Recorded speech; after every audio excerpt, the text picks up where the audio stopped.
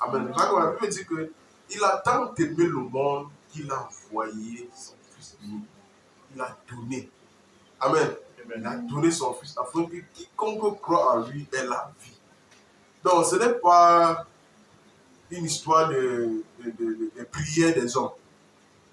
Ce n'est pas une histoire de soupir de quelqu'un ou bien que Dieu est resté, c'est quand les problèmes étaient graves sur la terre. On dit qu'il a tant aimé le monde. Dans le monde, Dieu aime tellement ce qu'il a créé. Il aime tellement, il chérit ce qu'il a créé. Ce qui fait que lorsqu'il y a perte de ce qu'il a créé, ça le dérange. Ça le dérange. Tout comme toi. Tout comme toi. Si tu t'assois, tu conçois vraiment quelque chose. Et demain tu apprends que tu as perdu la chose, ça va t'énerver, non? Ça va te déranger. Tu ne peux pas créer quelque chose et tu t'as dit, tu perds ça, ça te plaît. Non. Ça ne peut pas te plaire.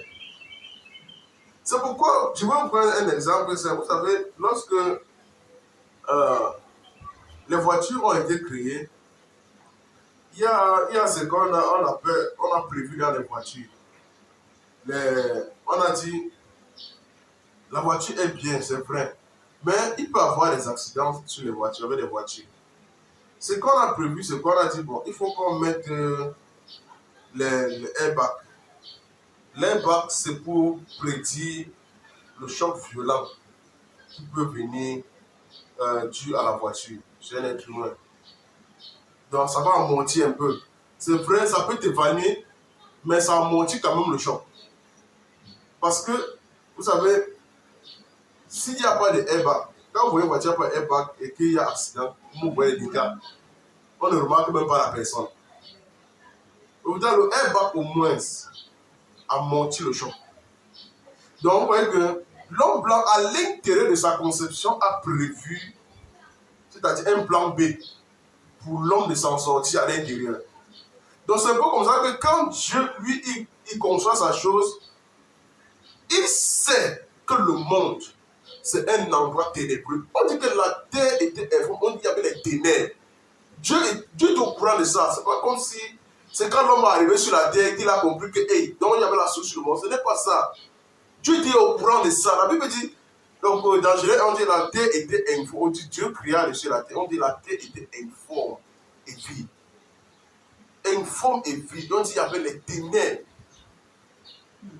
Les ténèbres. Donc on dit qu'il y avait le mal. Dieu est au courant du mal. C'est pour ça que Dieu, quand il vient, il sépare la lumière des ténèbres. C'est-à-dire, c'est deux choses différentes. Dieu connaît. Ça, c'était avant l'existence de l'homme sur la terre. Donc, Dieu savait déjà qu'il y avait le mal. Donc, en mettant l'homme pour régner sur la terre, Dieu aussi, là où avait connu les difficultés. Donc, il sait que sur la terre, il y aura maintenant. Dieu maintenant prévoit son plan B avant la fondation du monde. Il dit, bon, c'est vrai, je vais créer l'homme, mettre sur la terre. Mais comment est-ce que l'homme là, il aura un cœur, il aura une âme, il aura une intelligence. Maintenant, et je vais créer l'homme libre. Il faudrait que l'homme, je puisse avoir des hommes qui vont m'aimer de leur propre engagement, de leur propre conscience, qui vont me servir de leur propre hardiesse. Il dit, je veux ces hommes-là. Je ne veux pas les robots. Dieu ne veut pas les robots. Il ne veut pas les gens contraints. Il ne veut pas ça. Il dit, je veux des hommes qui vont me servir. Je veux des hommes que je veux les voir régner. Je veux passer par eux pour impacter sur la terre. Je veux ces hommes-là. Alors, ce que Dieu fait, il dit, puisqu'il y aura de la méchanceté sur la terre à cause de l'abîme qui se trouve là-bas, il faut que je prévoie un plan B déjà pour pouvoir sortir l'homme des filets de la mort. Je ne sais pas si on se comprend. Amen. Il dit, bon, maintenant, ce qu'on doit faire, il y a quelque chose que je dois préparer. Le sacrifice. Un sacrifice qui va payer. C'est pourquoi lorsque vous voyez même des films où on parle de sacrifice, le sacrifice qui parle le plus, c'est le sacrifice auquel Dieu peut s'attacher. Quand vous voyez le film peut-être des Avengers, vous allez voir que Thanos, celui qui porte les pierres, les 5 pierres, pour pouvoir porter la dernière pierre, il est obligé de sacrifier sa fille. La fille qu'il aime. C'est sa seule fille. Et en sacrifiant, tu vois comment il pleure. C'est une douleur. De prendre ta fille comme ça là. Allez, oh, lorsqu'il tue les gens, il s'en fout. Sa fille met dans le camp ennemi, sa fille le combat, mais il ne tue pas sa fille. Mais le jour où il apprend que pour qu'il reçoive la pierre, il faut qu'il tue sa fille, il a pleuré. En partant sacrifier sa fille, c'était une douleur. Donc, ce soir, vous comprenez que sacrifier son enfant, c'est-à-dire, c'est pas chose facile. C'est pour ça que vous voyez ce qu'Abraham a fait. Dieu l'a directement qualifié. Dieu a dit que non. Maintenant, je proclame la bénédiction du roi des cieux. Oh, avant Abraham, Dieu apparaissait. On dit Dieu a apparu sur les cieux des marées. Dieu est venu voir Abraham. Mais Dieu a maintenant proclamé dans les cieux. Pourquoi? Pour que les anges, les autorités, les dominations soient au courant de la bénédiction d'Abraham et que la terre soit soumise à ces bénédictions. Que la nature obéisse à ces bénédictions. Parce qu'il a fait quelque chose de très grand. Ce n'est pas n'importe qui va accepter. Ce n'est pas n'importe qui. Imagine-toi que tu es une personne qui a cherché de l'enfant. Il dit chercher, laissez les gens qui pondent les enfants comme il n'est pas permis de puis pour eux c'est rien de vendre les enfants. Hein. Quelqu'un qui a cherché l'enfant. Abraham a pris le temps. Quelqu'un qui a cherché l'enfant. Ça veut dire que pendant que tu cherches. Donc, Abraham se marie. Ce n'est pas que Dieu a pas cherché l'enfant pendant 25 ans. Hein. Il s'est marié là pour chercher l'enfant. La promesse vient maintenant à 75 ans. Et ça 100 ans qu'il reçoit l'enfant. Donc, vous voyez qu'il se marie. Imaginez qu'il s'est marié peut-être à 25 ans ou à 30 ans. Il commence à chercher l'enfant. De 30 jusqu'à 75 ans. Vous pensez qu'il n'a pas aussi prié pour demander à Dieu. Parce qu'avant de dire, mais quand Dieu lui bénéficie, il a dit que bon, maintenant là, tu me donnes tout ça. Quand je reste, je ne sais pas à qui je dois donner, je dois transférer l'héritage. Donc, en fait, ceux qui ont hérité de mes biens seront mes serviteurs, seront mes gens qui sont autour de moi. Dieu dit que non, ce ne sera pas tes serviteurs, mais ça sera ton enfant de tes entrailles. Et vous savez, le problème n'était pas attaché à Abraham. Pourquoi n'était pas attaché à Abraham? Abraham était un homme qui avait déjà été revêtu de grâce. Maintenant, il fallait que Sarah reçoive la grâce et change son système de pensée. Tant que Sarah ne développe pas cette foi intense pour le Seigneur, elle ne devait pas débloquer ses entrailles. Comment? Dieu dit, je te donnerai un enfant. L'année prochaine, je reviendrai. À cette heure, tu auras un enfant. Abraham est resté, il a vraiment attendu. Et Sarah l'a poussé à prendre le raccourci. Vous savez, avec Dieu, il n'y a pas le raccourci. Hein. Il y a des gens qui ont le raccourci pour accomplir les destinées. Quand Dieu te promet quelque chose, d'autres font tout pour faire le raccourci pour accomplir les destinées. Dieu peut rester silencieux pendant le temps de ta promesse. Ça veut dire, si Dieu t'a promis quelque chose, il te dit, je viendrai l'année prochaine à cette heure, tu auras un enfant, ou bien l'année prochaine à cette heure, tu seras marié. Ton année prochaine à cette heure, cherche bien. Ne pas dire que le prophète a dit ça, c'est un faux prophète. Cherche bien. Parce que Dieu lui-même qui est descendu parler à Moïse n'a pas menti. Il n'a pas menti. Tout maintenant dépend de ton système de pensée, de ta consécration. Amen. Amen. De ta dimension de régénération. Sarah n'était pas encore, elle ne se sentait pas prête. Elle se voyait vieille, fanée, débraillée, puis bon, fatiguée. Mais toi-même, hein? C'est pas ça. Quand ta maman a dit que tu vas pas, j'ai dit qui moi, mais vraiment, je suis déjà fatigué, je suis déjà, vous voyez un peu là. Donc pour elle, c'est qu'elle est déjà fatiguée, vraiment, ce n'est plus vraiment comme elle est tranquille. Je vais enrouler ma bosse. Oh, Dieu vient te dire que tu n'as pas encore accouché la promesse. Mais toi, tu dis que non, moi j'ai déjà roulé ma bosse. Voyez un peu. Vous savez, David avait des enfants. Je vais prendre ce cas. David avait des enfants. David avait des enfants qu'il aimait. Les Absalom, les Adonijah, les Jonathan. Tout ça, il avait des enfants. Il avait des enfants. Mais parmi ces enfants, il n'y avait pas encore d'héritier. Il y avait beaucoup d'enfants. Mais parmi tous ces enfants qu'il a accouchés, il a fallu un changement de position. Parce que l'heureux Élie devait venir de Bathsheba. Comment ça devait se faire? Comment? Tu ne sais pas. Pendant que toi, tu es en train de dire, déjà accouché, mes 3, mes 4 enfants, 5 enfants.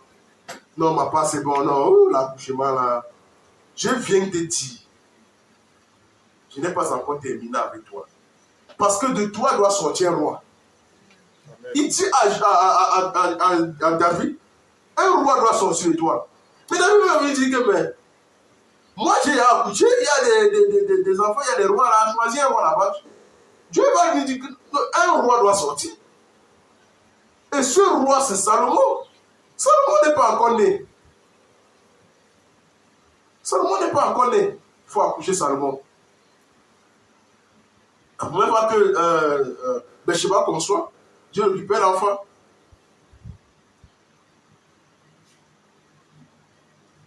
C'est après qu'il renvoie l'enfant. Il y a la conscience de l'enfant qui est héritier. Il envoie l'enfant très loin. Vous savez, avec Dieu, il n'y a pas de raccourci. Vous voyez, il y a souvent des gens qui disent que j'ai déjà 30 ans, 35 ans, je ne suis pas encore marié. C'est quoi sur ma vie? En fait, il faut bien chercher Dieu. Il faut bien chercher Dieu. Dieu n'a pas un problème avec ton âge. Dieu a un problème avec ton système de pensée. Ton âge n'est pas un problème pour Dieu. Le problème que Dieu a avec toi, c'est au niveau de ton système de pensée et de ta régénération. Lorsque Caleb a pris la conscience que c'est en Dieu qu'il renouvelle ses forces, peu importe le niveau d'avancée dans les Caleb, Caleb restait jeune et fort. Caleb gardait la vigueur d'un enfant de 30 ans. Ça veut dire que lorsque tu es en train de dire, je cherche un jeune de 30 ans, ou bien je cherche une jeune fille de 30 ans, rassure-toi que ça, c'est ton imagination à toi. C'est ton imagination à toi. Dieu ne regarde pas les choses de cette manière. Il ne regarde pas les choses de cette manière. Dieu, lui, il a sa conception de la vie. Et lorsque tu t'assois à écouter et prendre des décisions selon le plan de Dieu, tu vas voir que les hommes ne seront jamais avec toi. Parce que selon la pensée des hommes, ce n'est pas pensable. Ce n'est pas pensable. Dieu, c'est l'ancien des temps. C'est le sage des sages. Il n'y a pas d'eux. On ne l'interroge pas sur ses faits. Interroge-toi sur ta vie, pas sur ses faits. Amen. Parce que ce qu'il fait est une sagesse qui émane du d'en haut. Ce n'est pas toi qui... Il n'est pas venu puiser dans ton intelligence pour que tu comprennes même. Il n'est pas venu puiser. On peut dire que aussi vrai que le ciel est élevé au-dessus de la terre, ainsi mes pensées sont élevées au-dessus. Donc c'est la pensée de Dieu. Ce n'est pas ta part. Tu peux pas. Ce n'est pas ton égal en fait. Ce n'est pas ton égal. Donc lorsque Dieu est en train de prévoir ces choses, à toi d'aller te soumettre. La Bible dit au roi Osias que lorsqu'il s'appliquait à rechercher l'Éternel, Dieu le faisait prospérer. Amen. Si tu ne t'appliques pas à comprendre les desseins de Dieu, à chercher les desseins de Dieu, tout ce que tu vas chercher les prières, va chercher les onctions, les hommes de Dieu, va même dormir, va jeûner 100 jours de jeûne. Tu ne recherches pas la volonté de Dieu. Tu ne recherches pas sa face. Tu ne vas jamais te faire prospérer. C'est impossible. C'est pour ça que tu vas servir, tu es épuisé. Oh, la Bible dit que Dieu renouvelle nos forces dans son service. Mais comment est-ce que dans le service de Dieu, tu es brisé? Ça veut dire que tu es en train de relever des faux fardeaux dans ta vie. C'est ça qui te détruit. Tu es censé être revigoré dans la présence de Dieu. Rechargé, renouvelé. Pourquoi est-ce qu'on va réciter ce passage biblique dans Isaïe? Dieu renouvelle nos forces. Il nous donne des ailes comme de l'envol, il nous donne l'envol comme des ailes. Il nous fait courir comme des jeunes. Pourquoi est-ce que Dieu est obligé de nous dire ça? Et on est là en train de réciter sans comprendre l'essence de ce passage et à comprendre que c'est lorsque nous confions entièrement. Dieu dit, lorsque vous allez m'invoquer, je vais vous répondre des cieux. Mais invoquer, Dieu ne veut pas dire aller s'asseoir le jour que tu as des problèmes, tu pries. Invoquer, rechercher la foi de Dieu, c'est rechercher la volonté de Dieu qui doit être ramenée sur la terre. Rechercher à la communion avec Dieu. Parce que quand tu cherches Dieu, quand tu as des problèmes, Dieu est en train de voir ton intérêt qui doit être résolu. Par contre, si tu vas te laisser dans ton intérêt, on ne cherche pas Dieu par intérêt. C'est par amour. C'est par amour. C'est-à-dire par envie. C'est par soupir. La Bible dit, David, dans les années de Psaume 42, la Bible dit que mon âme soupire après des courants. C'est-à-dire, mon âme soupire. Comme une biche, mon âme soupire après toi.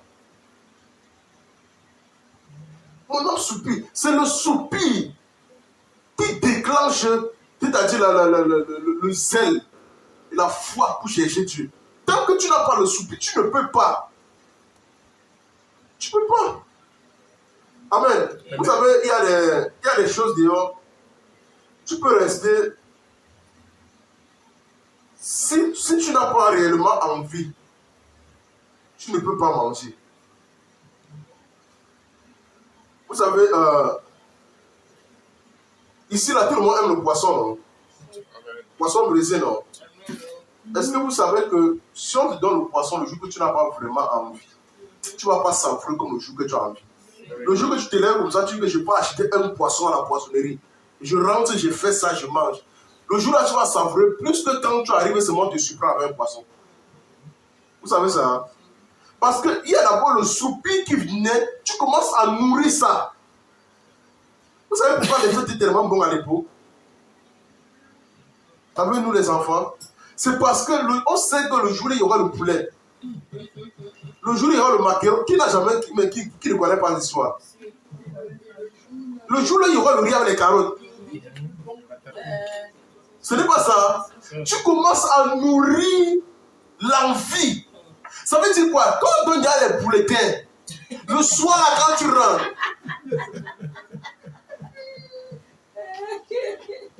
tu n'as pas besoin de conduire, non? Surtout quand tu as encore passé. Amen.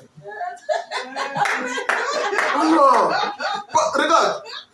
Quand tu as l'argent, tu ne peux pas le pomper. Si tu n'as pas le pomper, tu es le dernier de l'histoire. Est-ce que tu as la lumière? Comment ça tu compris? Qui t'a dit, qui chante même? Il faut quoi? Mettre les décorations dessus. Je ne sais pas si on comprend un peu ce que je suis en train de dire. Le soupir, lorsque le soupir vient, quand la chose se présente, tu le manges, c'est-à-dire avec appétit. Tu manges avec appétit. Or, les jours ordinaires, j'ai aimé ce que tu as dit hier. Le riz du jour est différent du riz de tous les autres jours. C'est-à-dire que pendant tout le reste de l'année, on a fait le riz, hein? On a fait, mais le riz du jour là, vous pensez que c'est quoi? C'est le soupir. Maintenant, si tu veux savourer Dieu, il faut que tu soupires. Amen. Tu désires. Donc quand tu vas désirer sa présence, le jour où tu vas entrer dans sa présence, même sortir va te dépasser. On va te dire sors.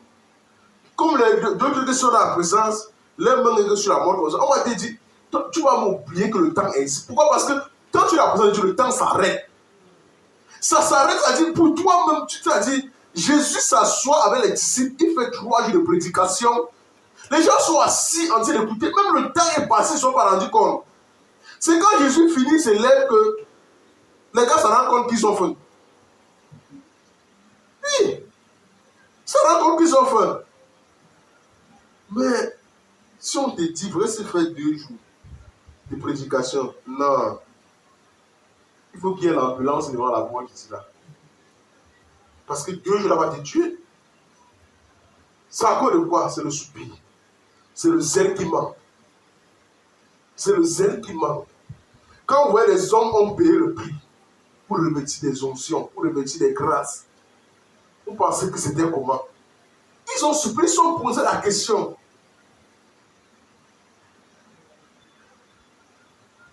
J'ai aimé un témoignage du pasteur Charles Tanigalo qui disait le jour où il avait commencé à servir Dieu, et un jour il s'est posé la question, il lisait la Bible, et il est tombé sur un passage de Jean, je pense Jean, c'était Jean 14, un truc comme ça là, où Dieu dit, si tu crois en moi, tu feras les œuvres que j'ai fait, et tu feras des plus grandes. Il dit qu'il s'est arrêté sur le chapitre là. Il dit qu'il a dit que merde, Seigneur. Donc ça veut dire que je ne crois pas encore à toi pour faire les œuvres que tu as fait. Il a dit, Jésus, il faut que je ressente l'état de mon cœur. Pour voir vraiment quel est l'obstacle à ma croyance. Quel est l'obstacle à la manifestation de ton règne dans ma vie. Il dit qu'il est parti se réfugier sous une grotte. Il a dit, Seigneur, je ne sortirai pas d'ici sans avoir écouté ta voix. Je veux que tu me parles. Quels sont les obstacles? Il savait déjà Dieu depuis, hein? Mais il partait demander à Dieu de le sonder. Pas à Dieu que non, Dieu revient moi, mais de le sonder. Parce qu'il sait que s'il arrache ce qui n'est pas de Dieu, le reste va se manifester. C'est pour ça qu'il est parti. Il dit, il a pris le temps. Il a prié. Il a cherché la face de Dieu. Il dit uniquement sur le passage là. Il dit 21 jours arrivent, il est sur le passage là. 27 jours arrivent, il est sur le même passage. Il dit, mais c'est le passage ici, je veux que tu m'expliques ça. De même que David a dit, sonne mon cœur, sonne mes lèvres, voici je suis en train de suivre une bonne voie. Si tu sens que je ne suis pas une bonne voie, ramène-moi sur le chemin. Parce qu'il y a des choses qui t'empêchent. Mais tu n'es pas au courant. Tu es sûr que tu es au courant. Tu es sûr que tu connais, mais beaucoup de choses te bloquent. Il y a des choses que tu n'es même pas conscient. Que en fait, je ne sais pas quoi, ton enfantement traîne à cause de toi. Mais tu crois que c'est à cause de la force invisible qui est au village. En fait, c'est ton ignorance. C'est à cause de toi, en fait. Parce que Dieu dit, la vérité vous affranchit. On dit que tu connaîtras la vérité, il sera réellement libre. Donc lorsque la vérité vient, ça brise les fondements. Les écailles tombent. Moi, je vous assure. Le problème, c'est que tu es ignorant, mon peuple périt. Parce que si tu es conscient qu'il faut que j'utilise cette posture pour renverser l'autel qui retarde ma vie, tu vas renverser. Mais tant que tu ne connais pas ça, l'autel aura raison sur toi tout le temps. La force aura raison sur toi. C'est toi le problème, ce n'est pas l'autel. Pourquoi dire que c'est toi qui sera jugé? Pourquoi on n'a pas dit qu'on va juger les autels? Pourquoi on n'a pas dit que c'est eux qu'on va juger? C'est toi. Parce que tu vas répondre de tes retards, de tes manquements, tu vas répondre de tout. Tu vas répondre parce qu'à cause de toi, il y a des gens qui ont déjà péri. Les gens devaient entendre ta voix dehors. À cause de toi, il y a des gens que Dieu voulait utiliser pour pouvoir élever dans cette nation, dans cette ville, ou bien dans ta famille. Dieu voulait t'utiliser. Mais le retard dans ta vie fait en sorte que beaucoup de gens sont en train de périr. Mais si tu ne prends pas conscience de ce qu'il y a à faire, comment est-ce que tu vas renverser toutes ces choses-là? Tu ne peux pas. Amen. Amen. Donc, sachez que Dieu va garder le silence dans beaucoup de choses. Mais quand le silence et le Dieu vient, Dieu nous interpelle à scruter les Écritures. Il nous interpelle à méditer. Pourquoi? Parce que nous serons parlés au travers des Écritures. Parce qu'on a dit le Saint-Esprit contrôle toute la vérité. Il n'y a pas une vérité que le Saint-Esprit va vous cacher. Si vous-même vous êtes vrai avec lui, le jour où tu décides de te donner entièrement au Saint-Esprit, de te libérer entièrement, le jour-là, tu vas entendre clairement la voix du Saint-Esprit. Comment il va te conduire vers les vrais pâturages? Comment il va t'amener vers ta délivrance? Comment il va te transporter, t'amener même vers les zones où les gens ont fait des incantations contre toi? Comment il va te porter, t'amener même là où les gens sont en train de faire les réunions à ton nom, il va t'amener là-bas, tu vas voir ces gens. Le problème, c'est que tu ne vis pas avec le Saint-Esprit en continu. Le Saint-Esprit est pour toi comme une option. Amen. Je ne sais pas si on se comprend. On comprend quand même, non? D'accord.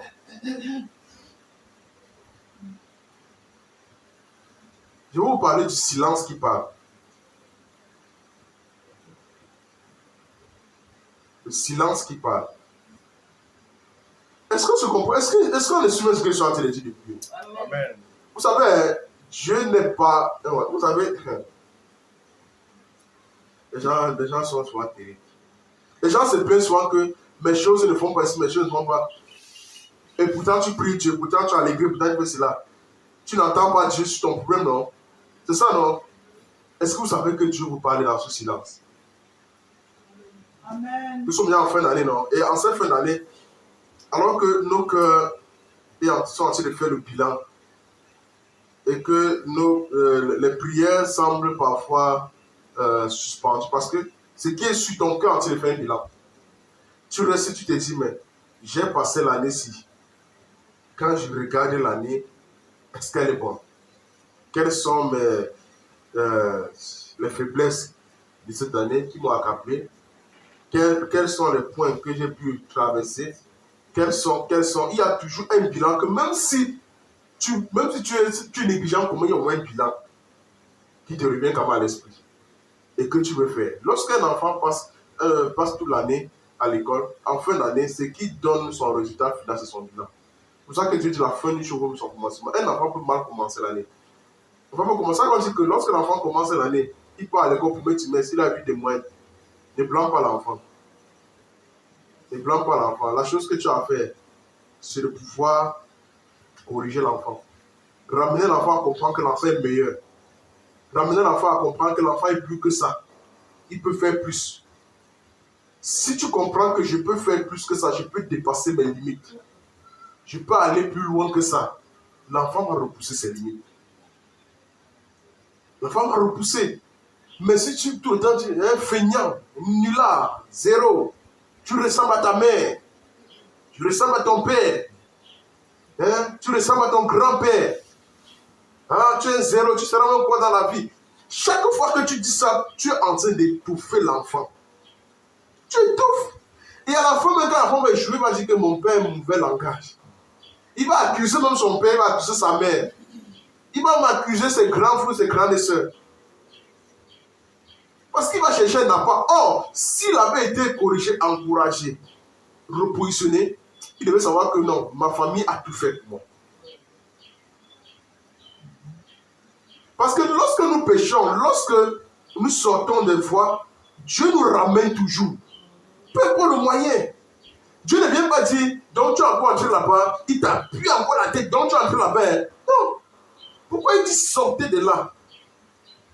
Dieu nous interpelle toujours à nous séparer du monde. À nous séparer des choses qui n'ont pas son royaume. Nous séparer. Amen. Amen. Donc, sachons bien, nous sommes bien en fin d'année. Amen. Et aujourd'hui, les prières sont plus élevées que le bilan même. Les gens pensent que c'est à force de prier qu'ils vont changer l'atmosphère de leur vie. Ce n'est pas à force de prier. Amen. Il y a par moments, Dieu vous veut dans le silence. Amen. Dieu vous fait dans le silence. Je vais vous donner c'est-à-dire l'impact. J'avais appelé du silence ici, non? Mais je vais vous donner l'impact du silence dans la vie d'un chrétien. Ce que le silence peut apporter. Ce que le silence peut amener. Et dans le silence, comment tu peux écouter Dieu? Amen. Parce que Dieu n'est jamais mieux. Dieu parle de toutes les manières. Il n'est jamais mieux. Même lorsque tu n'entends pas Dieu, Dieu est en train de parler. Regardez, la Bible dit dans le livre de Job 33, verset 14. La Bible dit que Dieu parle cependant tantôt d'une manière, tantôt d'une autre. Dans Job 33, verset 14, vous comprenez là-bas que Dieu est en train de nous montrer quelque chose. Il dit, je parle tantôt d'une manière, tantôt d'une autre. Mais aujourd'hui, on ne comprend pas que même le silence de Dieu nous interpelle. Vous savez, quelquefois, lorsque on était encore au collège, bien, dans un mouvement de jeunesse trop embrouillé, on disait souvent, on répond par les imbéciles, par un coup de silence. Pourquoi est-ce que la réponse vient dans le silence? Tu vois, quelqu'un parle, il dit que ça, tu ne dis rien. Et vous savez, lorsque tu ne dis rien à quelqu'un, la personne s'énerve même plus que quand tu parles. Vous savez ça, non? Pourquoi est-ce que ton silence montre la colère de l'autre? Ça veut dire que ça va parler, non? Parce que quelqu'un vient, il t'insulte, il te parle, il te pousse même la tête vers le doigt. Tu ne dis rien. Il te pousse, tu ne dis rien. Il te fait même tomber, tu te lèves, tu fais comme ça là. Tu avances. Vous savez que plus il fait ça, plus il s'énerve. Sa colère ne fait que monter. Ça veut dire que le fait que tu ne dis rien là, ne fait que gonfler son tatuka. Le macabre ne fait que prendre l'ampleur dans son cou. Il peut exploser. Rien que parce que tu ne parles pas. Ton silence vaut 1000 mots. Et puis ça vaut 1000 mots. Lorsque Dieu reste dans le silence, sache que Dieu te parle plus que tout le monde. Il y a des gens qui pensent que non, Dieu resté silencieux. Dieu n'est pas resté silencieux à ton problème. Dieu est en train de te parler à ton problème. Le tout c'est quoi? Va chercher Dieu. Reste dans sa place. Contemple Dieu le plus souvent. Dieu veut que lorsque tu vas le contempler, le chercher, tu vas énerver les ténèbres. En fait, c'est quoi? Tu vas renverser le résultat quand tu seras concentré sur lui. Il y a des fois, Dieu ne veut pas seulement que tu le cherches pour tes problèmes. Dieu veut te dire que laisse ça, c'est pas un problème. Donne la honte à ce problème. Cherche-moi. Adore-moi. C'est pas quand tu veux que tu vas commencer à pleurer. Non, adore. Il faut que les larmes qui coulent là soient les larmes d'adoration, de contemplation. Que tu le sois, tu as expérimenté Dieu à notre dimension. Pas que tu as expérimenté tes problèmes de notre dimension. Le problème, c'est qu'on pleure à cause de nos problèmes. Qu'on a expérimenté à notre niveau. On dit le tout sur Wanda. Ça va dépasser. C'est parce que tu as expérimenté les problèmes à notre niveau, pas Dieu. Comment le jour que tu as expérimenté des problèmes à niveau, tu pleures, mais Dieu, tu ne pleures pas? Oh, Dieu est plus fort que tes problèmes. Il est plus puissant, il impacte plus que tes problèmes. Tes problèmes, c'est quoi? C'est rien. Et vous assure, c'est rien. On dit Dieu parle tant plus, mais tantôt d'une autre. C'est nous qui nous prenons point garde. Et il y a le pasteur, je suivais ça à AMC, Jérémie Soudil. Vous connaissez Jérémie Soudil, non? Celui qui fait prière inspirée dans. Il dit que lui, il l'aime.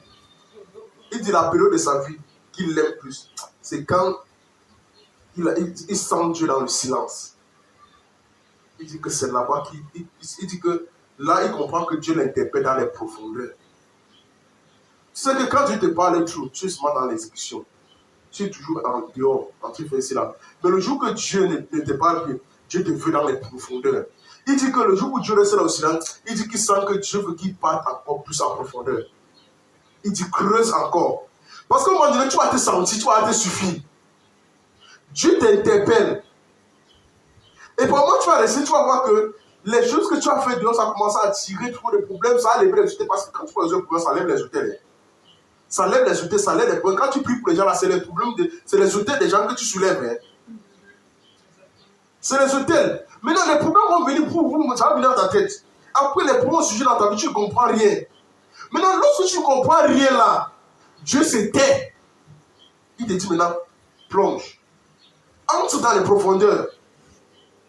Parce que si je te parle comme ça, tu seras, c'est-à-dire, il y a des choses que tu ne vas pas comprendre. Tu ne seras pas bien concentré. Mais quand tu vas entrer dans les profondeurs, les hôtels là vont se calmer seuls. Amen. Amen. Les hôtels vont se calmer seuls. À un moment donné, on va te dire que ce sont les hôtels là qui vont refuser. Ils ont perdu leur force. Parce que dans la présence de Dieu, tout esprit perd sa force. Amen. Amen. Il dit tout esprit. Vous avez suivi la vision de Daniel, non? Quand Daniel a expliqué.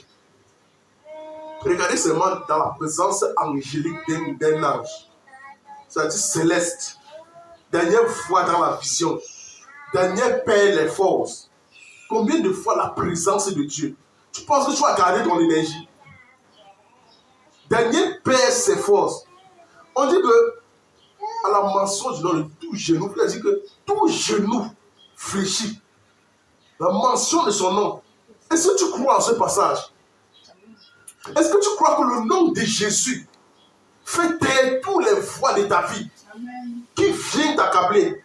La voix le nom de Jésus renverse ces hôtels que tu crois élevés.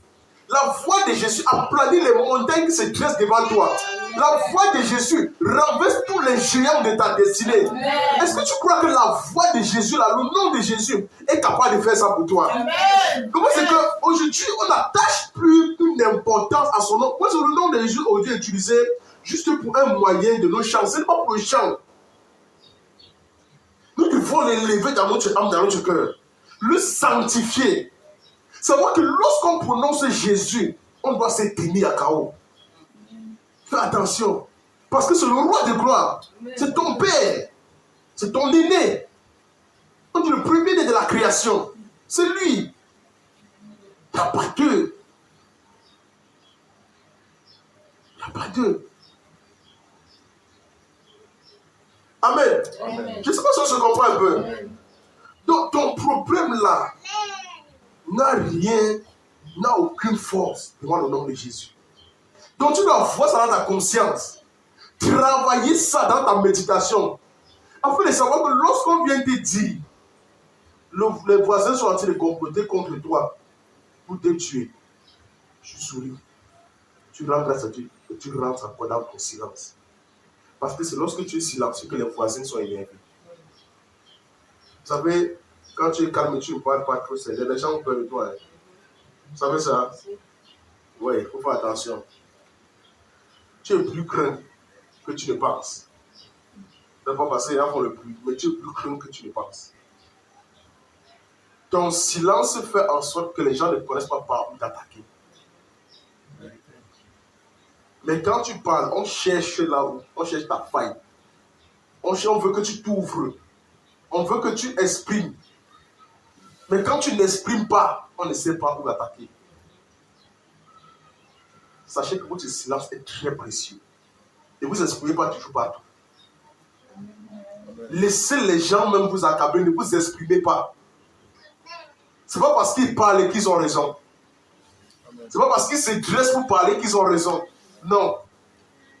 Le plus souvent, ils n'expriment que ce qui vient au fond de leur cœur. Et ce sont leurs faiblesses qui sont en train de parler. Parce que Dieu n'a pas fait l'homme pour que l'homme soit en colère de l'homme. C'est impossible. Si tu es en colère d'un homme, c'est ta faiblesse. Tu dois te repentir pour ça. Tu dois te repentir. Jésus est venu nous présenter en tant que 100% homme sur la terre, 100% Dieu. Il vient, il dit. Étant sur la terre, il était 100% homme. Il marchait parmi les hommes. Il était avec les hommes. La Bible dit, malgré qu'on était en train de l'insulter, on vient l'arrêter, on vient l'humilier devant les gens. Bien sur le couteau, il fend l'oreille d'un disciple. Jésus dit, je reprends ça et le remets. Mon ami, il faut apprendre à te dépasser toi-même et repousser tes limites. C'est parce que tu dois te dire, vous ne me connaissez pas. On ne te connaît pas sur quoi? Donc tu ne te connais pas. Tu ne te connais pas.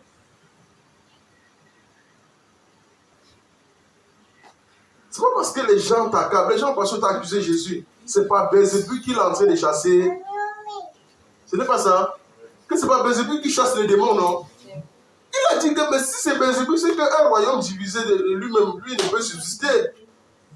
Il peut subsister. Il dit, mais si c'est pas c'est pas mon père, c'est que le royaume de Dieu est venu à vous. Il faut comprendre que, quelque part, lorsque les gens parlent, j'ai souvent dit une chose, travaille ton caractère dans le silence. Parce que si tu veux toujours démontrer ce que tu es tous les jours de ta vie, tu vas à un moment donné biaiser ce que Dieu a mis en toi. Il y a des valeurs que Dieu a mis en toi, mais fais attention. N'expose pas ton langage chaque jour. Parce que la vie de l'homme est conçue dans un langage. La Bible dit la vie et la mort se trouvent au pouvoir de la langue. C'est conçu dans un langage. Et on dit par tes paroles tu seras justifié et par tes paroles tu seras condamné. Et la Bible dit qu'au commencement, Dieu. Donc ça dit que Dieu prend la place. Et maintenant on dit que Dieu lui-même, il conçoit tout avec la parole. Et on dit la parole s'est fait chair. Amen. Amen. La parole là s'est fait chair. Donc vous voyez que le langage, donc Dieu a conçu tout dans un langage. C'est pour ça que vous allez voir, les parents, pour détruire la vie d'un enfant, ils font quoi? C'est pas le langage. Ils te maudissent, non? Ils disent, je te maudis, tu seras rien, ils te maudissent pour rien. Moi-même parce que, je ne sais pas trop, parce que tu as pris sa voiture, tu es parti cogner. Tu n'auras jamais une voiture. Donc ça dit, je sais pas si on comprend un peu. Amen. Ça veut le langage. Et maintenant, le langage là vient nous affecter. Pourquoi? Parce que nous sommes attachés à ce langage. Mais il y a la bénédiction, il y a la malédiction. La bénédiction est plus forte que la malédiction. Maintenant, si tu t'attaches à l'esprit de bénédiction, sache que toute malédiction qui viendra ne pourra jamais s'élever devant toi. Je ne sais pas si on se comprend. Toute malédiction qui viendra ne pourra jamais s'élever devant toi. Parce que Dieu dit, je vais bénir ceux qui vont te bénir, je vais vous maudire. Ça veut dire que la maison qui va venir va rentrer dans maudit 2 fois plus. Donc la maison vient, mais Dieu maudit encore cette malédiction-là. Ça veut dire que ça ne peut pas tenir devant toi. Si seulement tu restes dans la présence de Dieu. Vous pensez que ces hommes de Dieu, puissants hommes de Dieu qui sont dehors là, vous pensez que les gens ne les maudissent pas? Les gens les maudissent. Lorsque Barcelone est brûlé cette femme, les gens disent à Mazuli n'a pas 3 mois. Oh, son ministère va s'écouler. Les gens prophétisaient l'écoulement de son ministère. Ce n'est pas la malédiction. Les gens prophétisaient sa fin malheureuse. Ce n'est pas la malédiction. Il n'a plus pour 3 mois. Vous allez voir la fin malheureuse. Vous allez voir. On n'a pas dit quoi. Vous allez voir les divisions. Vous allez voir ceci. Il ne fait que monter en puissance.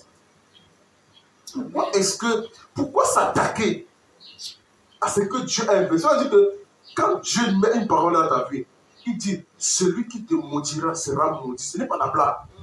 Ceux qui ont parlé là, c'est leur karma qu'ils ont endossé. Il faut savoir que quand tu sais Dieu fidèlement, toute personne qui parle contre toi, sache que c'est un karma qu'il est en train de porter lui-même. Ça veut dire qu'il libère une parole négative, un karma, ça vient à celui en dos. Il n'est pas conscient. Et ce n'est pas parce que tu ne réponds pas que tu es faible. Amen. Amen. Tu parles même plus que son langage. Non, on a parlé, non, vous êtes trop calme, vous ne parlez pas. Est-ce qu'on est obligé de parler? On ne parle pas. On ne parle pas. Sache que ton silence vaut plus que 1000 mots de son langage. Il veut que tu parles. Il veut que tu te confrontes. Mais ne lui donne pas ce cadeau. Parce que c'est un cadeau que tu veux que tu lui donnes. Tu le serves sur un plateau. Il utilise une fois ça. Parce qu'il sait que tout est fait par la parole. Maintenant, lorsqu'il attend ton langage pour utiliser maintenant ta parole, pour aller travailler avec. Vous savez, il y a des gens qu'on dit tout sur eux, il n'est pas. Mais le jour qu'il donne une parole, la parole va circuler partout sur la toile. Parce qu'on va dire, il a dit, il avait dit. savez, Ivan Castano, c'est Dieu. Les gens qui se battent, qui se donnent pour Dieu, les gars, c'est qu'ils font pour Dieu. C'est-à-dire, tout ce qu'ils sont en train d'entreprendre pour le Seigneur, de servir les gens, c'est de donner même pour mourir même pour les autres. Les gens se tiennent le déni de l'insulte. On a passé le temps à l'insulter, le calomnier. Il a dit, le jour qu'il a seulement fait une vidéo, il a dit, je te donne 3 mois. Il faut voir pour la vidéo là. Les gens ont commenté sur ça. Or, celui qui insulte, on ne le parle pas. Hein. Le gars qui insulte, on l'appelait quoi? Chocolat des filles. C'est qui? Non, on l'appelle chocolat. Moi, c'est chocolat des filles. Celui qui parlait de ça, on ne le traite pas. Hein. C'est lui, non? Les gens ne disent rien. Les gens celui qui insultait Ivan Castano, qui n'est rien, dit oh c'est un pégué, il fait ceci. Il dit que les gens n'ont pas pris ça. Mais lorsque Ivan Castano a dit qu'il donne 3 mois, après Ivan Castano est resté par son instinct d'un serviteur de Dieu, il a senti qu'il ne devait pas sur cette parole. Il part corriger la parole. Il dit, je retire cette parole. Les gens ont commencé à dire que c'est un faux serviteur. Un serviteur de Dieu ne maudit jamais les gens, même si on fait quoi. Que maintenant il part retirer. Pourquoi? Parce qu'on l'a conseillé. Vous voyez un peu, non? Donc, ça veut dire quoi? C'est ta lumière qu'on veut éteindre. Parce que tu as dit ça, c'est ça qui va circuler sur la toile. Mais ce que le pingouin a dit, on ne parle pas. On ne parle pas. On soutient plutôt. Maintenant, c'est ta part qu'on va prendre pour maître. Maintenant, d'autres ont écouté cette vidéo sans connaître l'origine. Donc, ça veut dire que l'autre on a même caché. On ne connaît même pas à qui il va s'adresser. On ne connaît pas. Donc, c'est pour dire que pour moi, les gens veulent utiliser tes mots, utiliser tes paroles. Ce n'est pas sur tout que tu dois parler. Ce n'est pas sur tout. Laisse-on te calomnie. Cherche Dieu. La Bible dit que cherchez Dieu et l'Éternel combattra pour vous. Il dit, gardez le silence. Et vous verrez Dieu combattre pour vous. Est-ce que tu peux garder le silence? Est-ce que tu peux? Ce n'est pas sur tous les problèmes qu'on parle. Hein. Ce n'est pas sur tout. Avant de parler, il faut qu'il y ait la sagesse pour parler. Amen. Nous sommes passés ensemble. Amen. Dieu parle dans une minute, dans une minute. Et nous voyons ici là que Dieu parle même à la nature. Amen. Il parle à la nature. Et vous savez, Dieu va nous parler partout. Par des circonstances, par des événements, par des épreuves. Je peux encore dire quoi là. Il y a des épreuves. En fait, presque tout, hein, ce que vous pouvez imaginer, Dieu parle. Dieu parle. Une chose peut-être qui arrive à ta vie, sache que Dieu veut te faire comprendre quelque chose. Amen. On dit que rien n'est au hasard dans ta vie. Rien n'arrive pour rien. Derrière tout facteur qui t'arrive, adresser un message. Et le plus souvent, ne pas chercher le message chez les divins, chez les marabouts, ou bien chez les hommes de Dieu. Cherche-le dans la présence de Dieu. Donne-toi tout entier là-bas. Ça veut dire Dieu t'interpelle. Amen. Amen. Oui, Dieu parle par son silence. Et moi, il dit c'est le meilleur langage du Seigneur. Le silence. Amen. Amen. Oui. Et lorsqu'il parle par le silence, qu'est-ce que le silence fait? Le silence vient maintenant éprouver notre foi. Dieu va voir si, quand il reste silencieux, tu écoutes. S'il est silencieux, tu vas attacher. S'il est silencieux, tu le cherches. Or, on s'en rend compte aujourd'hui que c'est lorsque Dieu reste dans le silence qu'on se perd. On se plaint. On leur dit, mais Dieu nous a oubliés. Depuis là, rien. Vous aimez trop que Dieu parle. Vous aimez trop ça.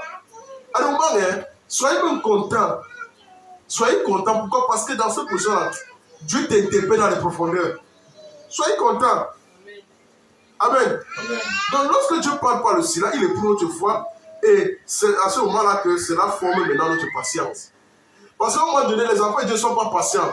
Abraham est resté. Dieu dit l'année prochaine, à cette année prochaine, Dieu ne vient pas. Dieu a dit, je reviendrai, non? Mais l'année prochaine, Dieu n'est pas venu. Abraham est resté patient. 1 an, 2 ans, 3 ans, Dieu travaille sa patience. Dieu travaille sa foi. Il éprouve sa foi. C'est pour ça que quand Abraham a pu traverser tout ça jusqu'à la fin, il peut encore dire qu'il va donner son fils, sacrifier le fils là. Dieu dit que dans ta foi là, tu le paies. Tu le paies. Donc je te fais perdre la foi sur la terre. Je te fais perdre. Dieu ne peut pas quelqu'un perdre parce que tu es né, tu as les beaux yeux, tu es grand, tu as les cheveux. Non, Dieu ne fait pas ça. Dieu te fait perdre de la manière dont il t'a étudié. Il t'a étudié, il t'a qualifié. Dieu te fait perdre. Tu ne fais pas perdre les oiseaux. Amen. Amen. Regardez, c'est pourquoi l'Écriture nous dit dans le livre de le Psaume 37, verset 7. Regardez le Psaume 37, verset 7. Garde le silence devant l'Éternel et espère en lui.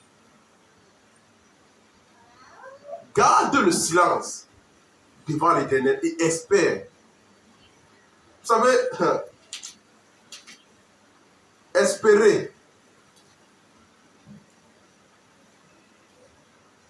Espérer que vous voyez là, c'est une chose. Hein.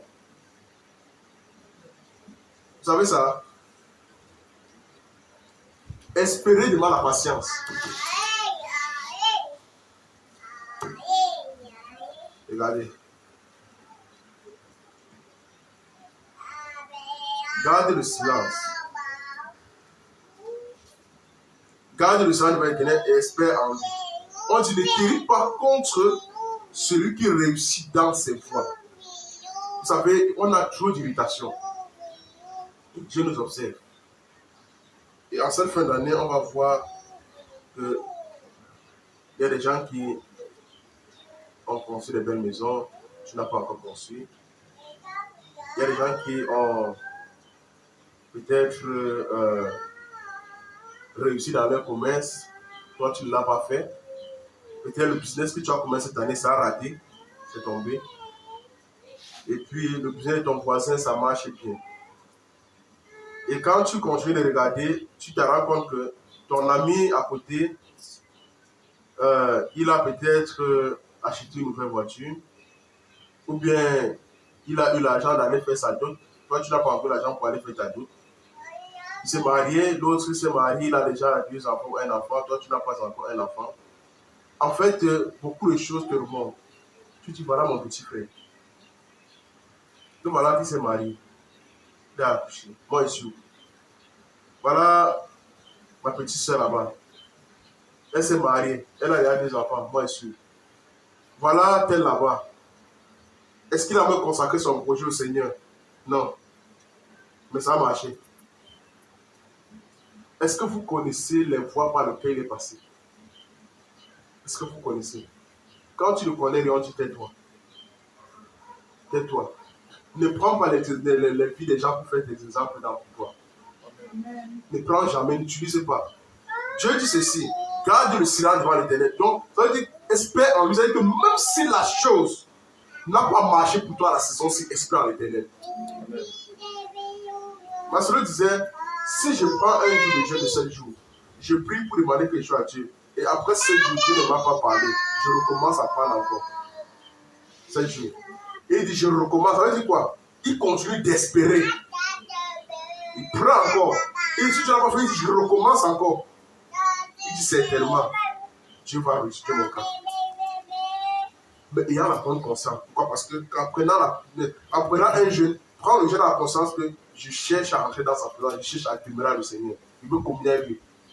Je ne prends pas le jeûne parce que je veux briser les attaques maléfiques. Quelles attaques maléfiques? Toi-même, tu es le premier attaque maléfique. Ta parole est le premier attaque maléfique. Tu sais les paroles qui sont dans ta bouche. Ce qui se lève dans ton cœur, les pensées de ton âme, tu connais. Est-ce que tu as pu vaincre toutes les pensées de ton âme? Tu n'as pas pu vaincre. Quand Dieu te dit contrôle tes pensées, contrôle ceci, contrôle cela, tu ne contrôles pas. Tu penses que c'est le jour où on va te dire que tu es le sorcier, que tu vas tuer, ça va marcher. Quand le sorcier va regarder, on va voir que toi, tu n'as pas le contrôle de ta vie. Ne regarde pas le voisin pour faire de ta vie un exemple. Non. On regarde, notre exemple vient de Jésus. Amen. Ça vient d'en haut. C'est ça. Et Dieu veut donc que lorsque nous regardons un homme, pour pouvoir circonscrire un exemple, il dit, mais étudiez les fins. Regardez quel a été les fins. Il dit, avant de pouvoir commencer à les imiter, n'imitez pas les choses des gens sans savoir comment ils ont fait. Lorsque on dit imiter, faites attention parce que même Dieu dans la Bible, regardez, les disciples ont appliqué une loi en disant que vendez tous vos biens, vendez tout ça, venez, non. Quand ils ont appliqué la loi, là, alors on l'a imité. Parce que les disciples ont fait, non. Allez imiter. Allez vendre tout. Allez vendre. Vous allez comprendre. Dieu dit, regardez quel a été les fins. Ne regardez pas seulement le début. Le début, c'était bon. C'était bon. Mais regardez quel a été les fins. Amen. Amen. Donc on dit, garde le silence devant l'Éternel, espère en lui. On dit, ne tire pas contre celui qui réussit dans ses voies, contre l'homme qui vient à bout de ses mauvais desseins. Ne tire pas contre lui. Amen. Et la Bible au verset 8, quoi? Laisse la colère, abandonne la fureur. Ne tire pas, ce serait mal fait. On dit quoi? Laisse la colère, abandonne la fureur, ne tire pas. Laisse ça. Pourquoi? Parce que c'est ça qui est l'agent destructeur de notre vie. C'est ça qui est l'agent renforceur des autels. Plus tu te mets en colère, plus tu nourris l'autel. Plus tu tires, plus tu nourris la montagne. Tu prends encore la terre, tu mets au-dessus pour que tu ne vois même plus l'autre côté. Dieu dit, faites attention à la fureur.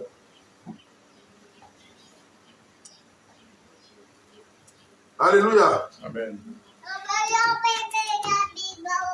Parce que ce t'est devant Dieu, sachez, ce n'est pas renoncer. C'est attendre avec confiance. Sachant que Dieu agit. Même quand rien ne semble bouger. Je vous assure. Lorsque Dieu se tait, ce n'est jamais par indifférence. Lorsque Dieu se tait, ce n'est pas parce qu'il ne vous aime pas. Son silence cache souvent beaucoup de mots, beaucoup de sagesse que tu ne peux pas mesurer. Vous allez dire que si tu plonges, tu comprendras la sagesse infiniment variée de Dieu. Tu vas comprendre que dans le silence, Dieu t'enseigne des grandes choses. Dans le silence, là, Dieu t'enseigne. Si tu ne gardes pas le silence dans certains événements de ta vie, tu vas t'étonner à dire, mais pourquoi est-ce que je suis encore à ce niveau? Si tu veux comprendre certaines fonctions qui se rattachent à ta vie, il faut plonger tes yeux dans le silence de Dieu. Cherche Dieu en silence, en calme. Ne t'irrite pas. Le silence, il ne s'irrite pas. Parce qu'il y a ce qu'on appelle un mauvais silence. Il y a le silence qui attache les murmures. Vous savez ça? Il y a le silence qui attache. Ça veut dire quoi? Quelqu'un là, il est silencieux, mais il veut qu'il médite le mal dans son cœur. Quand on a dit garder le silence, ce n'est pas que, même si les murmures là montent dans ton cœur là, oui, fais-le, mais ne parle pas. Non, Dieu dit, faites attention à ce qui monte au fond de votre cœur. Parce que c'est là-bas que provient le souci de la vie. C'est là-bas. Ton cœur ne doit pas avoir les mauvaises pensées, les mauvais desseins, les mauvais penchants. Ton cœur ne doit pas avoir. Si ton cœur porte encore les mauvais desseins, c'est toi qui seras détruit. Ce n'est pas le voisin. Ton cœur porte les mauvais desseins, ce n'est pas celui que tu en veux qui sera détruit, c'est toi qui seras détruit. Amen. Amen. Vous savez que les gens vous en veulent. Les gens vous en veulent parce que vous êtes plus élevé que eux. Ce n'est pas parce que peut-être tu les as quittés ou bien ils voient qu'ils ne peuvent plus trop t'atteindre. En fait, c'est parce que tu es plus élevé que eux. Tu es plus béni que eux. Je vous assure, tu es plus béni. Plus béni. J'ai connu un homme dans le temps. Extrêmement riche. Il travaillait à la marine marchande. Bien riche. Alors, un jour, il me dit sans te mentir, quand je vous vois, je vous envie. Je lui dis que toi tu nous envies, et pourtant, Du 1er au 31, on a la même chaussure ici, là. Toi, tu varies. Toi, tu changes au moins les vêtements. Toi, tu fais cela. Nous, ici, on est pareil. On ne change pas. Tu nous envies avec quoi? Il dit que si seulement vous pouvez savoir. Il n'avait pas compris pourquoi il disait ça. Il dit si seulement vous pouvez savoir, sachez que je vous envie. Il dit vous êtes bien plus meilleur que moi ici. Il dit moi, il a assez. Il dit vous, au moins, quand vous rentrez, vous dormez bien. C'est là on a tout compris. Vous savez, il y a des gens qui stressent. Malgré tout ce qu'ils possèdent, ils souffrent. Je vous dis, ils souffrent. Quand Dieu te fait grâce, comme il te fait grâce là, bénis-le chaque jour. Amen. Bénis-le chaque jour, sans te mentir. C'est une grande grâce. Amen. Amen. Oui. Donc, Dieu ne fait jamais les choses avec indifférence. Son silence cache beaucoup de sagesse. Plus élevé que la nôtre. Regardez dans Isaïe 55, verset 8. Regardez dans Isaïe 55, verset 8. Isaïe 55, la Bible dit, car mes pensées ne sont pas vos pensées, dit l'Éternel. Il dit, et vos voix ne sont pas mes voix. Dieu travaille en profondeur, je vous le dis, au-delà de notre compréhension.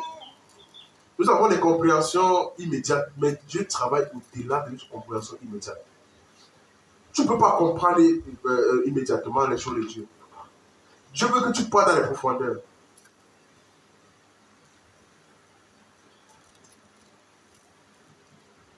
Parce que Dieu travaille ce qui va préparer sa bonté au temps convenable. Ce qui va manifester sa bonté au temps convenable. Vous savez, derrière le silence de Dieu, il y a toujours une volonté bienveillante. Recherche plutôt la volonté bienveillante qui est derrière le silence de Dieu. Et bien derrière le silence de Dieu, il y a toujours une volonté bienveillante. Donc recherche toujours. Seigneur, tu ne me parles pas. Mais qu'est-ce que je dois retenir comme bonté? La Bible dit les bontés de l'Éternel se renouvellent chaque jour. Comment on dit ces bontés se renouvellent chaque jour, mais un jour il est silencieux? Ça veut dire derrière ça, il y a une bonté qui se renouvelle.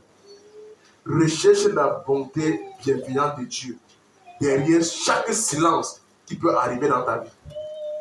Recherche sa bonté. Parce que ces hommes qui ont marché avec Dieu, que ce soit les Moïse ou Abraham, ils ne causaient pas avec Dieu chaque jour. Mais ils avaient confiance en Dieu. Ce n'est pas parce qu'ils ne causent pas avec Dieu chaque jour qu'ils vont perdre la foi en Dieu. Non.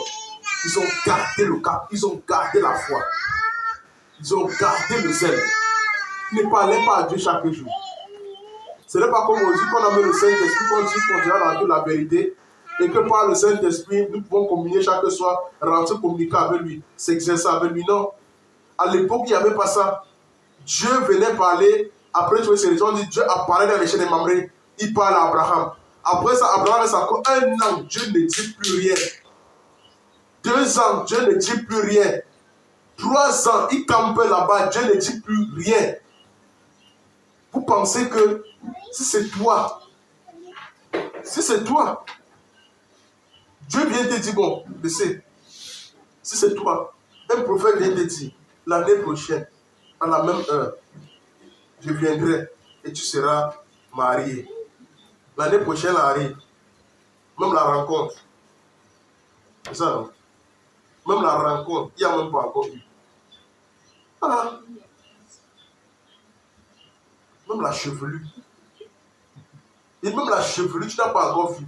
Mais on veut que tu dis, la femme est là à côté de toi. Ah! Quelle est cette femme? C'est normal que la femme est à côté de toi parce que la femme est tirée de ta coupe. Ce n'est pas ça. Amen. C'est pour ça qu'on doit voir la femme là toujours. Gloire à Jésus. Amen. C'est ça. Donc n'ayez pas peur du silence. Lorsque il arrive un moment de votre vie où vous n'entendez plus Dieu, ou bien vous n'entendez plus des prophéties à votre endroit, ou bien des paroles de bénédiction à votre endroit, n'ayez pas peur. Amen. N'ayez pas peur. Gardez votre confiance parce que Dieu, il fait toutes choses bonnes en son temps. La Bible dit dans Philippiens 1, verset 6. Regardez. La Bible dit que celui qui a commencé en vous cette bonne œuvre la rendra parfaite pour le jour de Jésus-Christ. Celui qui a commencé cette bonne œuvre en vous la rendra parfaite. Est-ce que tu crois que c'est Dieu qui a commencé une œuvre dans ta vie?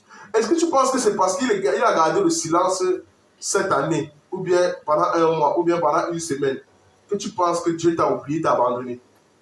Le silence de Dieu, c'est-à-dire, ne témoigne pas l'abandon. Non. Le silence de Dieu interpelle à des profondeurs. Ça veut dire que Dieu t'appelle dans les grandes choses. Il dit des grandes choses. Amen. Amen. Il dit des grandes choses. Quelqu'un va te dire, dès que je prie, Dieu parle, je l'entends. Non. Ce n'est pas toujours forcé que toi aussi, quand tu vas aller prier, tu vas l'entendre. Le plus souvent, même la personne qui n'entend pas Dieu immédiatement, c'est celui-là que Dieu l'appelle à faire des plus grandes choses. Il dit des plus grandes. Toute chose est une grâce. Hein? Même ne pas entendre Dieu attendre, c'est une grâce. Même ne pas avoir les yeux ouverts attendre, c'est une grâce. Parce que je vais te dire une chose, tu sais pourquoi Dieu ne trouve pas les yeux attendre? Parce que si Dieu trouve les yeux attendre, avec ton état d'esprit, tu vas détruire tout le monde. On est ensemble? Amen. Si Dieu trouve les yeux attendre, et que tu t'as dit à l'église, tu viens à l'église, tu vois les serpents dans les ventres des gens, les lézards, les grenouilles.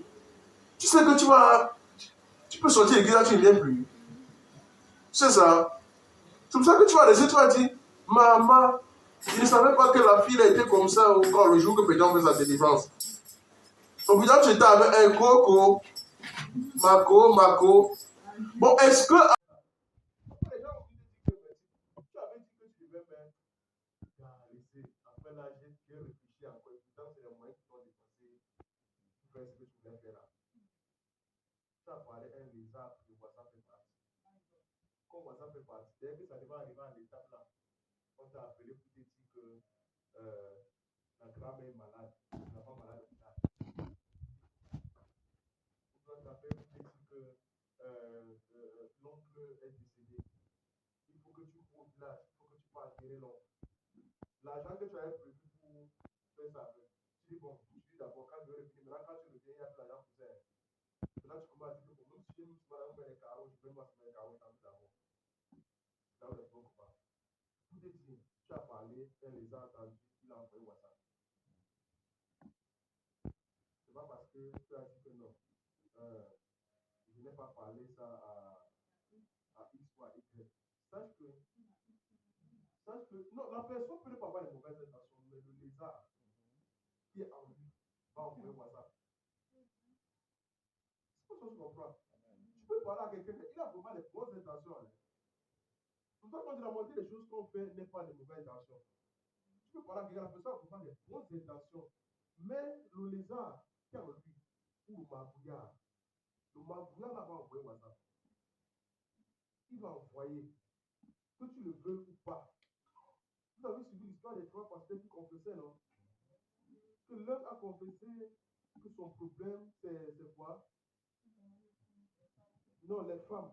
Les femmes, il est accro aux femmes. Le deuxième a dit, il boit trop. Le troisième a dit qu'il a commencé à pleurer.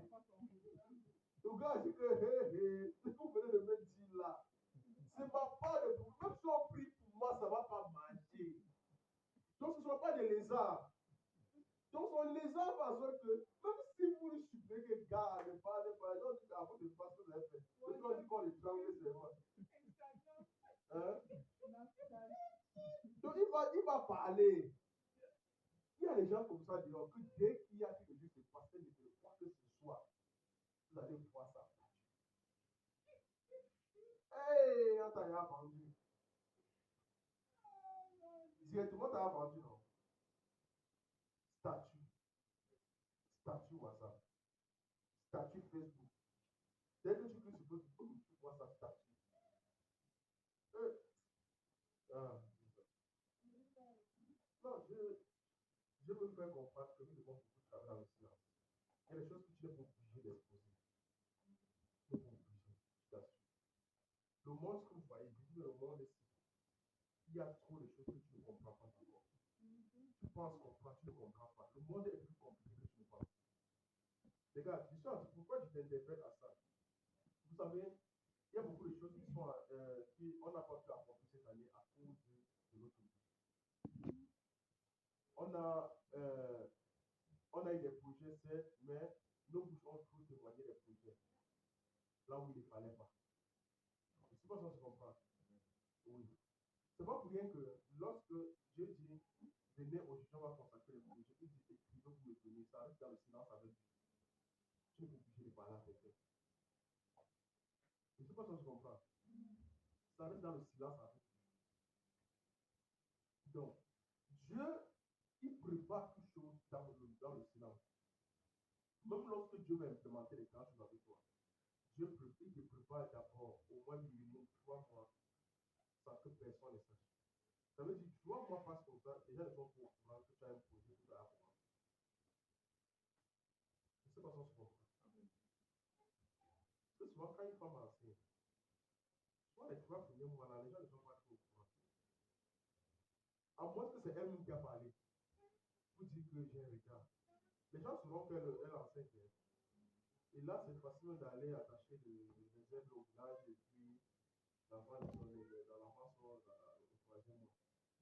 Mais le plus souvent, quand l'enfant présente déjà une forme, l'enfant va apporter le ventre. Là, les gens vont dire, ah maman, c'est depuis quand? Pourquoi est-ce que quand on va dire depuis quand tu vas dire 3 mois, 4 mois, ça fatigue même les gens. Parce que si le sorcier va aller tenter, tu vas comprendre qu'il a rien fait. Pourquoi? Parce que les 3 premiers mois sont les mois vulnérables de ton projet. Et tu dis les 3 premiers mois, c'est les mois vulnérables de ton projet. Lorsque tu commences un projet, est-ce que je vais te prendre un exemple simple? Quand tu as déjà, je te prends l'exemple simple. Quand tu as déjà commencé un projet, n'est-ce pas? Quand tu as commencé un projet et que je prends un exemple simple, je prends la petite poisson, je cultive ici. Je lance peut-être les arachides. Ok? Je lance les arachides et puis j'arrose tous les jours. 2 semaines, je vois comment ça sort. 3 semaines, ça sort. 1 mois, ça sort bien. Maintenant, je viens de te dire, j'ai eu à cœur de faire les arachides ici devant ma. Quelqu'un va te dire, mais est-ce que les arachides peuvent même produire là-bas? Ça peut même pousser là-bas? Tu vois un peu? Or, toi, tu vas lui dire, ça pousse déjà. J'ai déjà cultivé. J'ai déjà expérimenté ça aussi de monter. Tu vois un peu? En ce moment-là, on ne peut plus te décourager. Or, si tu n'as même pas encore commencé, la personne doit avoir raison de ta décision en te disant que, après, tu vas rester dire que c'est même vrai. Hein. Si je mets les archives, ça ne va même pas donner. Tu n'as même pas essayé avant que ça ne donne pas. C'est pas ça que je comprends. Donc, le tout, hein, c'est que quand tu as un projet, commence d'abord le projet. Parce que quand tu veux faire l'enfant, vous savez, j'ai souvent c'est-à-dire une stupidité de la vie, où les gens disent que les gens disent ceci là, c'est que l'année prochaine, il faut que je fasse mon enfant. On ne dit jamais ça. Et toi, je comprends un peu. On ne dit jamais ça. On ne dit pas que l'année prochaine, je commence à concevoir à partir de l'année prochaine. Quelqu'un dit que je me marie, je suis dans ma vie 2 ans ou 3 ans. Maintenant, à 25 ans, je commence à accoucher. Mon ami, c'est en l'heure là que tu vas chercher l'enfant. C'est en l'heure là que tu vas t'interroger en fait. Il faut faire attention. Les grands choses se préparent dans le silence et dans le secret. Et lorsque tu travailles dans le secret, il y a des choses qui ne sortent pas. Parce que ça reste secret. Si quelque chose sort, ce n'est plus secret. Amen. Et si ça sort, si je viens te parler, je te dis que ma cour n'est pas à le faire. Après, tu peux faire là-bas, tu dis aussi ma cour n'est pas à le faire. Sache que ce n'est plus dans le secret. Le secret n'est plus secret quand 3 personnes sont au courant. Parce que si 2 personnes ont parlé et que il y a une 3e personne qui est au courant de ça, ce n'est plus dans le secret. Ça veut dire que le bon diable est entré dans ton ventre et tu as parlé. Le bon diable. Ça veut dire que tu as cru. Ton lézard est sorti. Il s'est échappé. Ton essence s'échappait, tu ne l'as pas su. Après, tu m'as dit que, n'est-ce pas, je t'avais parlé d'aller rester tranquille. Maintenant, tu es parti, tu es là-bas, non? Maintenant, tu m'as dit que, maman, est-ce que je savais? On ne sait tout quand on ne savait pas. Hein. Là, il y a plus que tout. Amen. Donc, vraiment, en cette fin d'année, gardons vraiment confiance. Attendons avec patience, marchons avec foi. Et non pas là. Marchons avec foi. Parce que le fait qu'on est toujours assez d'attendre foi avant de croire, c'est dangereux pour nous. Marchons avec foi. Parce que le silence de Dieu n'est pas l'absence de Dieu. Amen. Le silence de Dieu nous interpelle à l'amour profond de Dieu. Quand on dit que amour profond, ça veut dire que Dieu t'attend dans les profondeurs. On ne dit pas seulement que. On aime citer ça, non? L'amour en hauteur, l'amour en longueur, en largeur, l'amour en profondeur. Sache que la profondeur t'attend dans le silence. Dieu t'attend dans le silence. Il te dit garde le silence. Amen. Amen. Oui, donc il faut savoir que Dieu nous attend dans beaucoup de choses. Parce que Dieu est fidèle. Dieu ne peut pas te dire quelque chose qu'il n'accomplit pas. Il parle, il agit, il accomplit. Amen. Et tu bien Dieu parle, il agit, il accomplit. Peu importe le temps que ça va prendre, sache que Dieu va accomplir. Amen. Amen. Il va achever pleinement ce qu'il a commencé dans ta vie. Et dit pleinement, tout ce que Dieu a commencé, il va pleinement achever. Mais il l'achève dans la vie de ceux qui se confient en lui. Je prie que cela soit ton patron dans les Jésus. Afin que Dieu achève ses desseins dans ta vie quotidiennement dans les Jésus. Que tu vois et tu témoignes sa gloire au nom de Jésus. Amen. Tu es béni au nom de Jésus. Amen. Amen. C'est ça. Il n'y a pas de grand chose à faire dans la vie. Lorsque tu veux explorer les profondeurs avec Dieu, c'est dans le silence.